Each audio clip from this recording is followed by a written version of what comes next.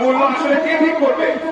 সারা বাংলাদেশে যে কোনো পণ্য যেখান থেকে কেনুন না কেন সবার একটা নির্দিষ্ট দাম থাকে। সেটা সোনা থেকে শুরু করে সুই পর্যন্ত সারা বাংলাদেশে একই দাম, কিন্তু আমাদের এই পণ্যটা বিভিন্ন জায়গায় বিভিন্ন দাম।